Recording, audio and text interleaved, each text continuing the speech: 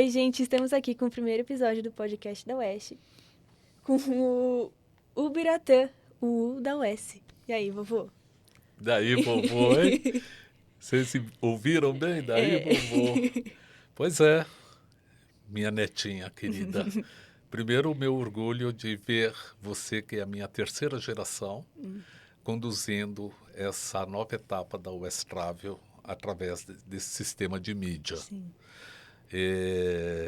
Eu comecei tudo isso há 40 e tantos anos atrás, quase 50 anos atrás. É tempo, hein? Muito É tempo. muito tempo. Quase meio século. Então, me fala como que começou o UES, como é que a sua infância até agora, como é que foi mais ou menos? Porque eu sei que a sua história é um pouquinho diferente. Ah, meu amor, como que eu vou falar para você? A minha infância foi bem diferente da sua. Foi, foi bem É, diferente. era também um tempo diferente. Eu sou Sim. dos anos 50. Também é muito tempo Eu sou do atrás. século 20. Eu me tornei criança em 1960. Eu me tornei adolescente em 1968, mais ou menos, 67, 68 eu já era adolescente. E foi quando eu comecei a trabalhar. E meu primeiro trabalho, hoje não existe mais esse termo, foi de office boy. É. Office boy é o garoto do escritório que fazia serviços externos. Tipo motoboy? Tipo motoboy, só que usava ônibus na época, Ah. né? Office boy pegava É. ônibus. E eu fui trabalhar como office boy em 1968 numa agência de turismo. Muito tradicional, a maior agência de turismo naquele momento da história. E eu fui trabalhar de office boy.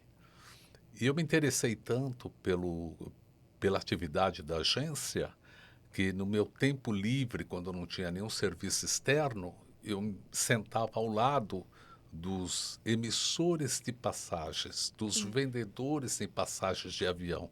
Eu ficava sentado ao lado deles, escutando eles falarem no telefone, manusear os manuais de horários de voo, era tudo manual. Tudo no Máquina, papel. tudo manual, tudo papel, tudo com arquivo, tudo com máquina de datilografia, máquina de calcular. Então eu sentava ao lado deles e achava fascinante o que eles faziam. Fala da Varig, da VASP, avião saindo de São Paulo, indo para Curitiba. E tudo aquilo foi me fascinando.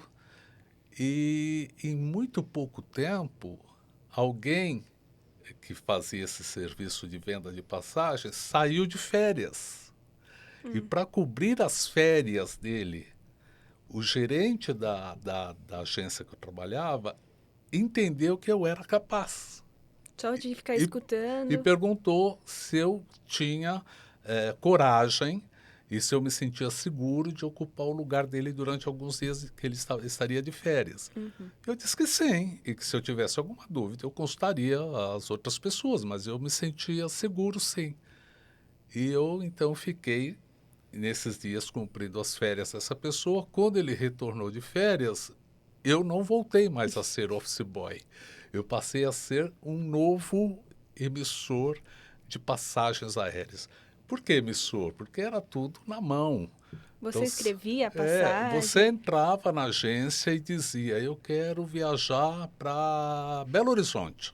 Então eu tinha que ligar, telefonar para a companhia aérea, para o setor de reservas, perguntar se naquele dia, naquele horário, teria espaço Meu no Deus. avião. Se sim, aí eu passava o seu nome, eles me davam um código da reserva.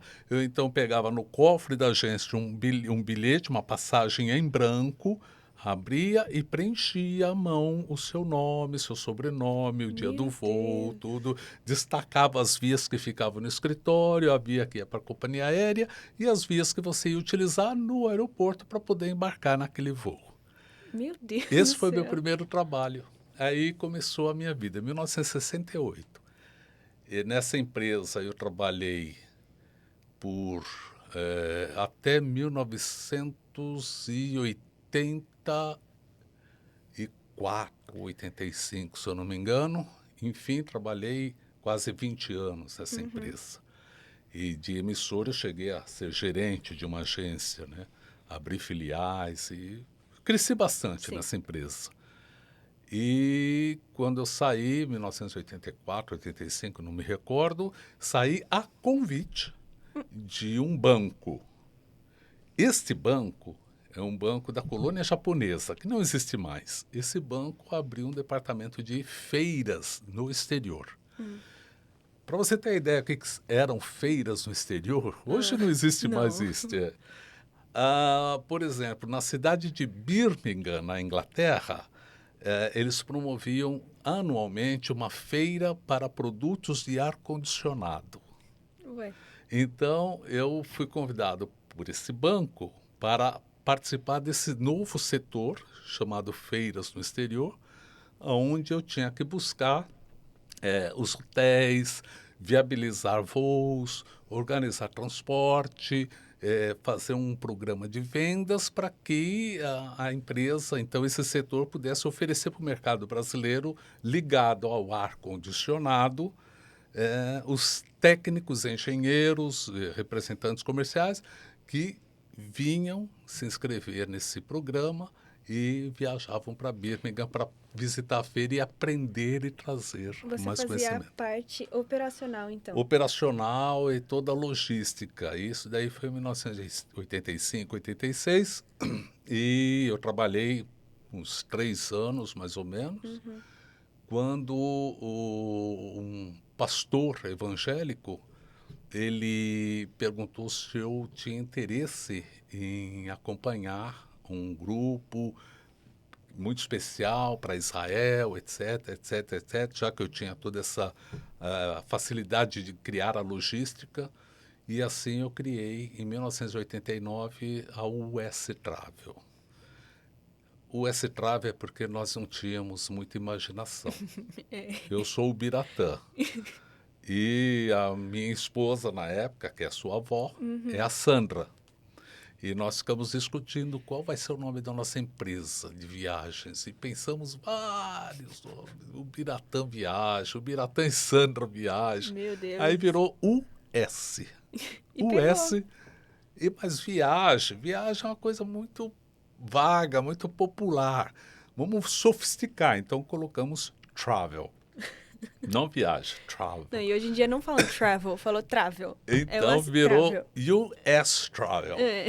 Isso foi em 1989.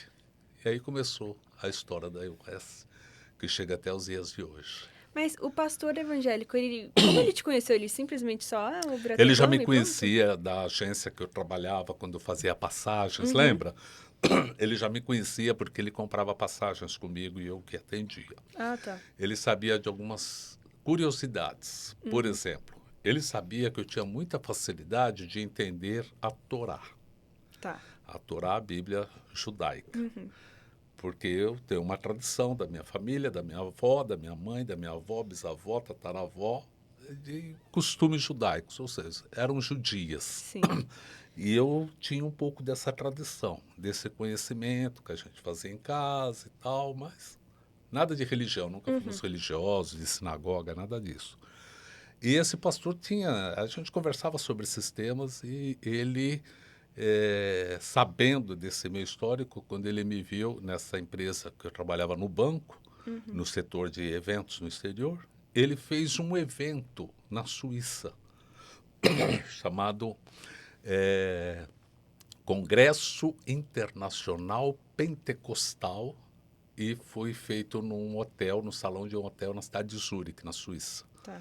E aí ele me procurou, porque além do congresso, ele queria estender o roteiro até Israel. Ele nunca tinha ido. E aí eu acabei tendo essa oportunidade de ir pela primeira vez a Israel levando um grupo. Isso foi em 1989. E não parou até lá. Desde lá, né? Nunca mais parei. Na verdade, a primeira vez que eu fui a Israel, essa foi a segunda. A primeira foi em 1978. 78. 78 eu fui para Israel. Ainda na outra empresa que eu trabalhava. Em 1989 eu fiz esse grupo com esse pastor e nunca mais paramos. Aí foi 89, 90, 91, 92, até agora 2020. E 24 também estive agora no ano que terminou, estive lá 7 vezes em Israel.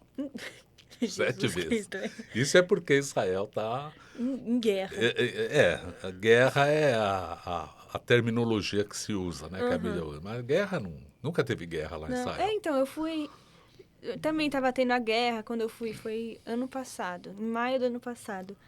Com o grupo da UES, lembra? Passava jatinho e tal, só que nada acontecia.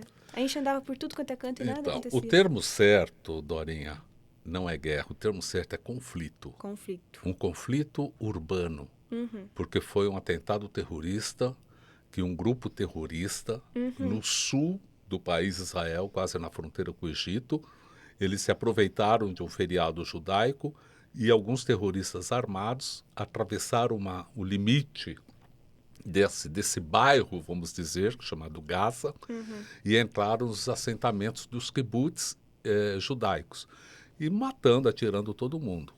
Aí, as forças de defesa de Israel, ela veio socorrer essa situação e veio tratar de colocar esses terroristas ou na cadeia Sim. ou em algum outro lugar que eles ficassem inativos. Aham.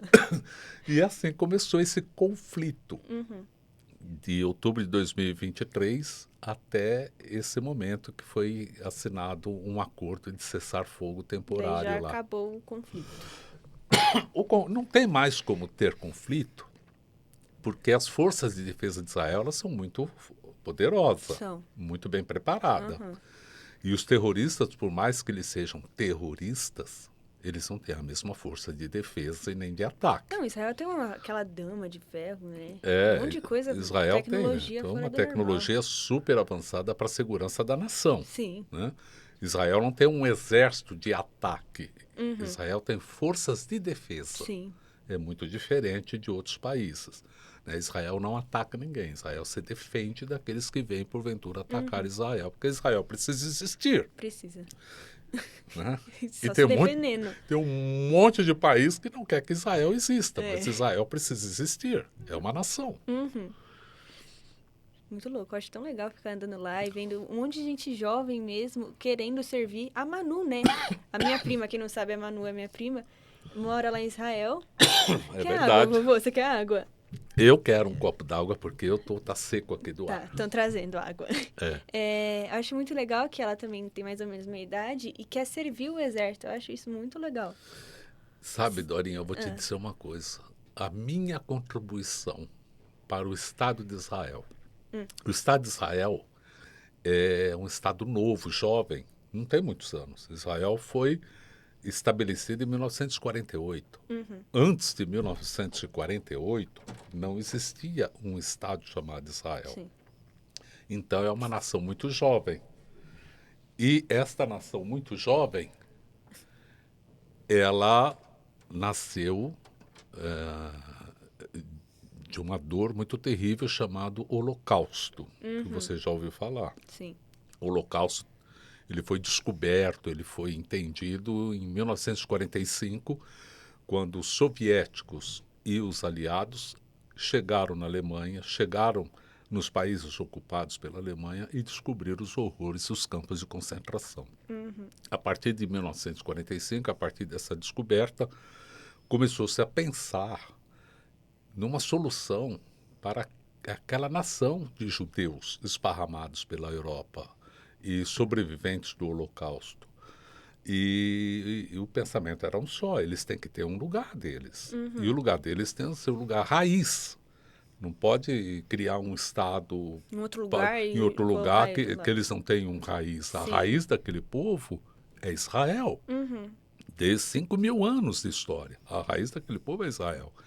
Então, a partir de 1945, começou um movimento chamado Movimento Sionista, que é um movimento arrecadando fundos, arrecadando alianças, arrecadando opinião, de um modo geral, das organizações das Nações Unidas, a ONU, para estabelecer a terra deles em Israel. Até que em 1948, então, se estabeleceu a nação Israel, com uma bandeira, com um hino, com uma força de defesa, e todos os judeus do mundo inteiro começaram a voltar para sua casa. Porque eles saíram de Israel, Dora, na época de Jesus. Meu Deus. Os judeus saíram de Israel quando o templo, na época de Jesus, foi destruído pelos romanos. Os romanos destruíram Jerusalém. Você já esteve em Jerusalém. Os romanos destruíram no ano 70 da nossa era. E a partir da destruição do templo, os romanos começaram um programa de escravização dos judeus para as terras do Império Romano, principalmente Roma, que era a capital do Império Romano. E muitos judeus, para fugir da escravidão, eles saíram a pé, com o que eles podiam carregar, caminhando a pé o mais distante possível daquele lugar e o mais distante possível da perseguição romana. Caminharam a pé por dias, por semanas, por meses, por anos, por uma vida toda eles caminharam. Chegaram na Península Ibérica, Portugal, Espanha. Chegaram nas estepes russas, chegaram na Polônia, chegaram em todo o leste europeu, chegaram na Grécia, chegaram na América do Sul, chegaram no Peru, na foz do rio Amazonas, o rio Solimões. Solimões é da palavra Salomão. Então, os judeus, durante esses 2.000 anos, do ano 70 até 1948, eles sempre se movimentaram indo para algum lugar que pudesse oferecer segurança, porque sempre foram perseguidos. Quando, em 1948, se estabelece o Estado de Israel, eles têm uma casa para voltar. Então, depois de 2.000 anos, eles começam a voltar lá do Peru, lá da Polônia, lá da Rússia, lá da França, lá da Espanha, lá de Portugal, aqui do Brasil. Eles começam a voltar. Por isso que o seu tio, Rodrigo, está lá. Por isso a sua prima, Manuela, está lá. Então, a minha contribuição com Israel foi interessante, porque desde 1978, e principalmente a partir de 1989, com a US Travel, eu levo pessoas para Israel. Eu levo pessoas que vão ocupar os hotéis, pessoas que vão deixar os seus recursos lá para pagar os serviços de guia, de ônibus, de restaurante, enfim. Eu levo divisas para Israel desde 1978 e com a US Travel desde 1989. Passado esse tempo, meus filhos cresceram e eu acabei mandando para Israel o meu primogênito, que é o seu tio Rodrigo. E ele foi para lá para ser professor de crianças pequenas. E ele foi para lá com a minha nora, com a Tati. E ele foi para lá com os meus netos, que é o Gade, o Lior, e lá nasceu a Tali. Então veja que interessante. Eu doei ao Estado de Israel o meu esforço de trabalho, levando divisas. Não satisfeito, eu dei o meu filho para ser professor lá. Não satisfeito, eu dei meus netos para servirem nas Forças de Defesa de Israel. Então eu já posso plantar uma árvore lá em Israel. Pode. Pode plantar até 2 árvores, eu acho, já. E, vovô, você sempre fala que você sempre foi bastante para Israel. Você acha que foi quantas vezes? Que você já foi quantas vezes? Foi mais de 100, isso eu tenho certeza. Eu acho que até muito mais que 100. No ano que eu levei esse pastor que me convidou, eu fui acho que 4 vezes. Quando eu voltei, ele fez muita propaganda, aí outro pastor me procurou. Quando eu voltei com esse segundo pastor, o outro me procurou. Acho que nesse ano eu fui 4 vezes. No ano seguinte, eu devo ter ido umas 5, 6 vezes. E assim foi, 7, 8, 10 vezes por ano. Eu calculo que até esse momento eu já fui mais de 300 vezes a Israel. Pelo amor. Mais de 300 vezes a Israel, levando peregrinos, levando pessoas que têm o sonho de conhecer as páginas da Bíblia. E é muito legal, Dora, você levar uma pessoa que tem um sonho e ver ela realizando esse sonho quando ela caminha nos lugares que desde criança ela sonhou. Não é muito legal ver as coisas que você sempre lê E imagina, chega lá, é completamente outra coisa. É uma experiência única, te transforma por dentro. Eu acho muito legal isso. Isso Muito, daí. muito legal. Isso é ir para Israel. De um modo geral, todo o Oriente Médio. Uhum. Não só Israel, mas toda aquela área chamada Oriente Médio, Uhum. em que Israel está incluída. Não, lá a cultura é bem diferente. É realmente outro mundo. É a Acho muito origem, legal. origem da humanidade. Muito legal ir para o Egito, Israel, Jordânia. Eu sou completamente apaixonada pela Jordânia também. Ali, sabe, Doria, antes de Jesus nascer, Jesus nasceu 2000 anos atrás, mas antes dele nascer, 1000 anos antes dele nascer, 2000 anos antes, 3000 anos antes dele nascer, ali eram grandes civilizações. A Babilônia, a Mesopotâmia, terra de Canaã, o Egito, o rio Tibre, o rio Eufrates, o Jardim do Éden. Eram grandes civilizações, 3, 4 mil anos antes de Jesus nascer. Então, Isso quer dizer que ali é o berço da civilização. Não é o berço necessariamente do espécime humano, vamos dizer assim, mas é o berço da civilização do espécime humano. é muito louco imaginar isso. É muito. Dá até uma crise existencial pensar nisso. Pois que lá é. foi onde cresceu a humanidade. A humanidade cresceu ali. É muito E olha legal. que a humanidade cresceu ali nesse ambiente, e é um ambiente hostil, Uhum. porque ali é um ambiente árido. Toda essa região chamada Oriente Médio é uma região, 85% dela é árida, inóspita, de cultura pobre. A agricultura é muito pobre. E por esta razão, essas antigas civilizações se viram na necessidade de criar alguns métodos, como, por exemplo, medir o tempo, Os relógios lá, né, de sol. o calendário, Uhum. os dias da semana, Então, as 24 horas do dia. eles eram muito inteligentes. E, principalmente, buscar no desconhecido alguma coisa que pudesse dar a eles a segurança de uma sobrevivência cada vez melhor. Esse desconhecido passou a ser mais conhecido. Isso chama-se o divino, o todo-poderoso. É. As coisas que hoje chamamos de religiões, crenças, fé, tudo isso tem origem no Oriente Médio. Sim. Sabemos que você já foi muito para Israel, só que eu queria saber qual que foi o país mais diferente, com uma história que mais te cativou, assim. Que você também já foi para vários outros países.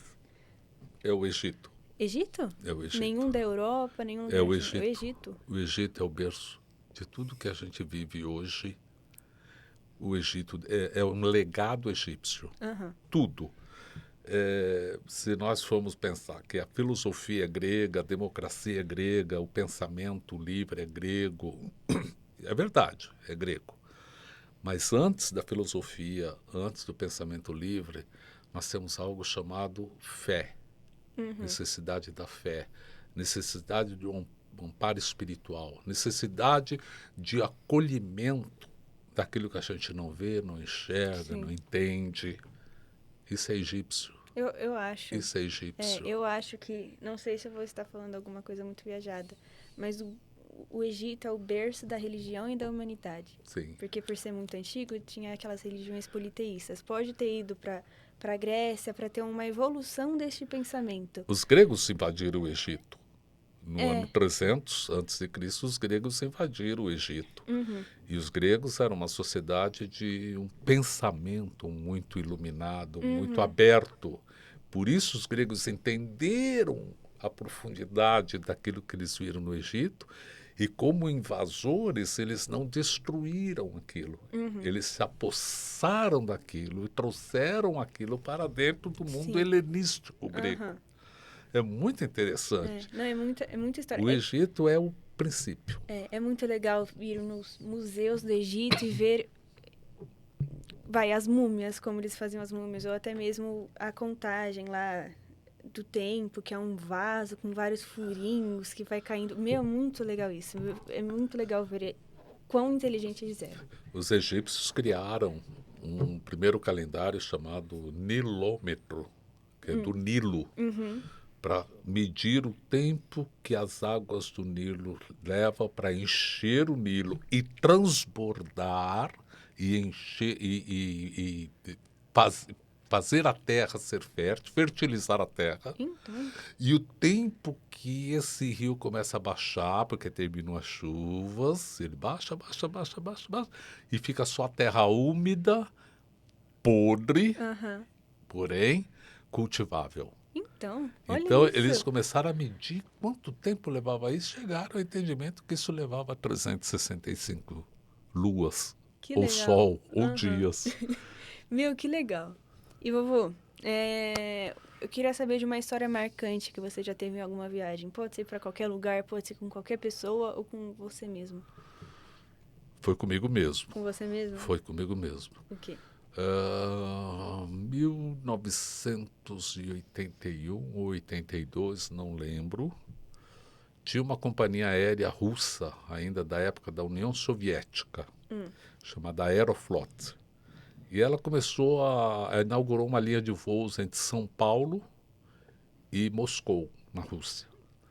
Mas o voo fazia várias escalas para poder reabastecer. Então, o avião da Aeroflot saía de São Paulo, parava, acho que no Recife, do Recife parava na Ilha do Sal, da Ilha do Sal parava na Ilha de Chipre, na Ilha de Chipre parava em Moscou. Tá. Então, nós começamos a aproveitar essa companhia para, na Ilha de Chipre, descer e pegar um aviãozinho de um voo de 1 hora e pouco, 2 horas, até Tel Aviv, que é perto. Chipre e Tel Aviv é perto. Então, eu comecei a usar essa companhia Aeroflot. Em uma dessas viagens eu estava com um grupo e naquele momento era moda usar a pochete. Sabe o que é pochete? Eu sei. Que a gente amarra na Coloca aqui. cintura. Aham. E eu, naquele tempo, não tinha remessas bancárias, Pix, não tinha... Era tudo dinheiro, Sim. dinheiro vivo. E eu levei na minha pochete muito dinheiro, todo apertadinho na minha pochete. E esse voo São Paulo, Recife, Ilha do Salto, demorava muito, era muito longo. Você não aguentava mais. Então, quando chegava no Chipre, a gente não aguentava mais ficar sentado. Uhum. Eu levantei para poder conversar com o meu grupo. Então, eu virei de costas, levantei no banco, virei de costas, ajoelhei para conversar com as pessoas, explicar como que a gente ia descer, etc. Só que a pochete estava me atrapalhando, estava me apertando a barriga. Então eu desabotoei ela e coloquei ela aqui do lado. Tá. E conversei com o grupo. Aí descemos. E pegamos o voo na ilha de Chipre e chegamos na cidade de Tel Aviv, Israel. Quando eu desembarquei em Israel, que eu bati a mão, cadê a pochete? Ficou no banco do avião, Meu que Deus. foi embora para Moscou. E não conseguiu nunca mais ver o dinheiro. Então, esse foi o fato marcante da minha vida. Aí eu cheguei em Tel Aviv, dei conta disso, aí procurei as autoridades lá, como fazer. Encontrei um agente de turismo que nem trabalhava comigo, nem eu com ele, mas nós nos conhecíamos. Sim. E eu contei a minha história para ele, ele muito solícito me levou até o escritório dele em Tel Aviv, pegou o telefone e ligou para o aeroporto de Chipre para saber que hora que esse voo chegava em Moscou. A ilha de Chipre falou, esse voo ainda está em Chipre, teve um problema técnico, alguma coisa, ele ainda está parado aqui. Nossa. Aí ele contou o que aconteceu. A pessoa que atendeu chamou outra autoridade, um superior, e o superior ouviu toda a história e pediu um tempo para ver. Aí, um tempo depois, não lembro quanto tempo foi, voltamos a telefonar e ele disse... como é que é essa carteira que essa pessoa descreve essa carteira? Aí eu comecei a falar que é uma pochete preta, tá. E o que tem dentro? Aí eu tive que falar, tem dinheiro.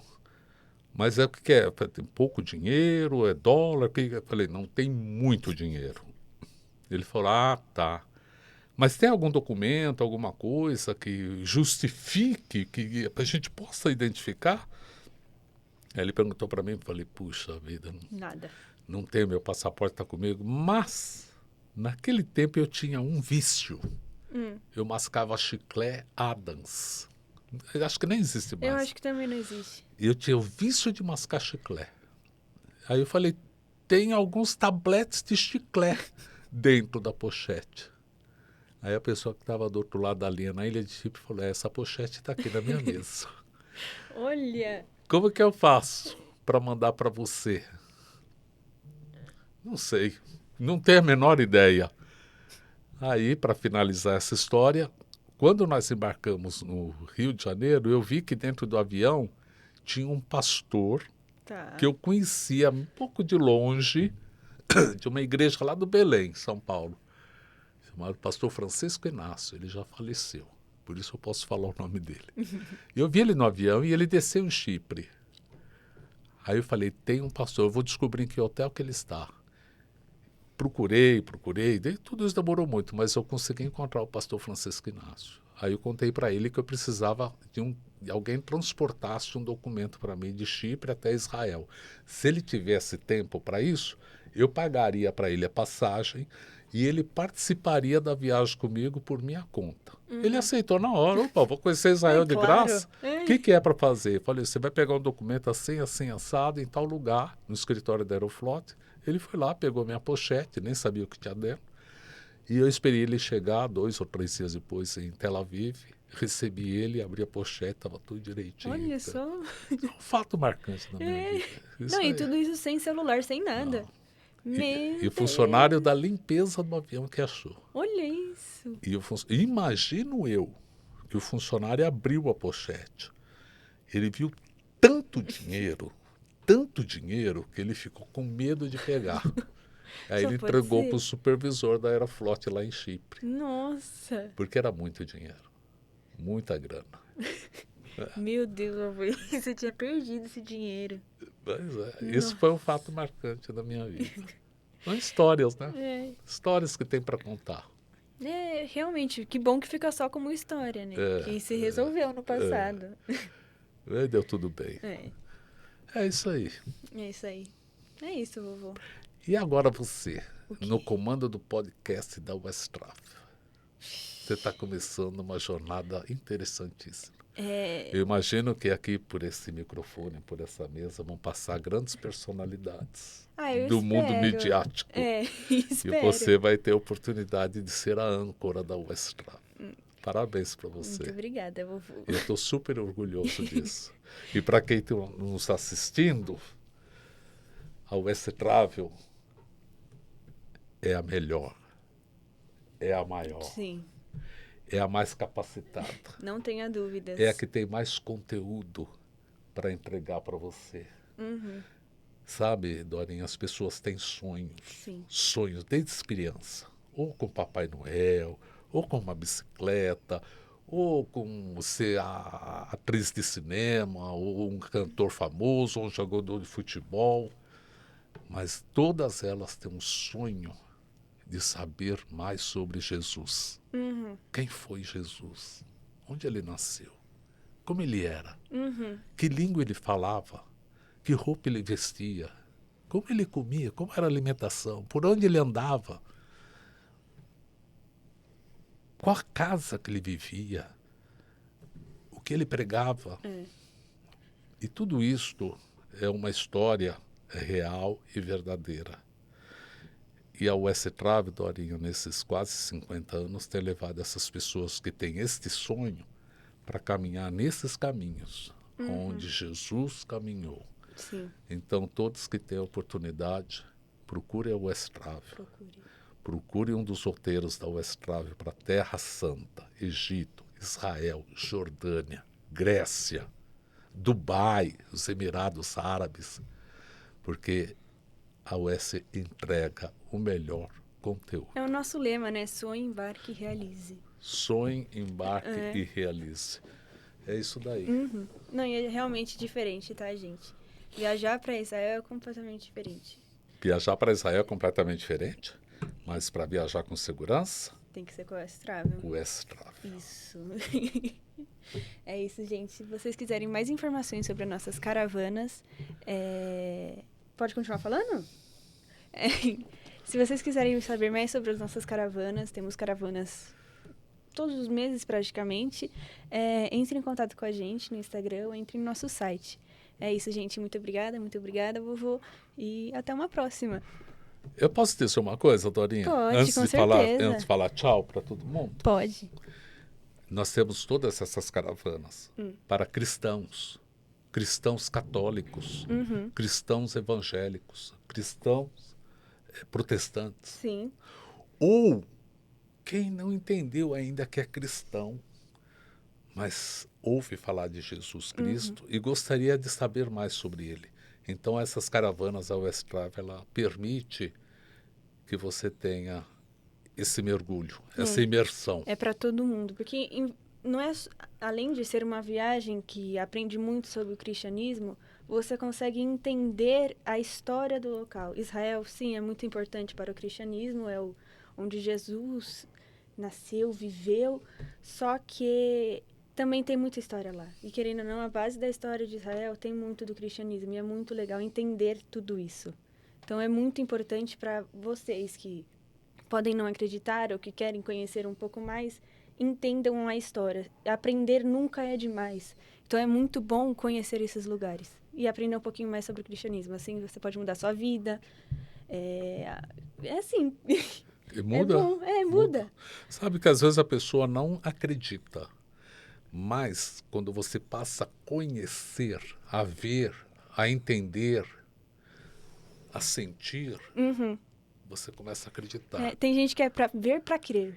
Eu não acredito que existiu um mar vermelho, sei lá. Vai lá, veja e creia que existiu.